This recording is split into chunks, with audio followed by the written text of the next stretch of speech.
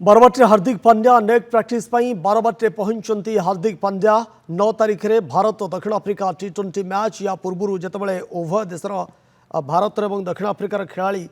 उभय दलर प्लेयर माने पहुंच सारी भुवनेश्वर में आज नेट प्रैक्टिस जहां बर्तमान खबर आसूची ऑलराउंडर हार्दिक पांड्या बारवाटी स्टाडियम में पहुंचती आपड़ देखुं विजुआल नंदीघोष टीवी आम आपको देखा net practice Hardik Pandya Barabati stadium में पहुंचती से अभ्यास करेंगे जितेबाला 9 तारिख में मैच से मैच रे किभली भाव में भल परफॉर्मेंस दे पारिबे एवं प्रतिटी मैच पूर्व नेट प्रैक्टिस निश्चित भाव में करिथांती प्लेयर माने किंतु नेट प्रैक्टिस देखिबा पई मध्य कटक कहतु बा ओडिशार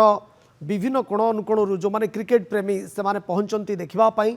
8 तारिख में निश्चित भाव आसंता काली जितेबाला नेट प्रैक्टिस उभय टीम पहुँचे ताकू देखापी अनेक फैंस पहुँचे क्रिकेट प्रेमी पहुँचे किंतु आज दिन में हार्दिक पांड्या बारवाटी स्टाडियम में पहुंचती नेट प्रैक्टिस ये बर्तमान एक खबर आसूची।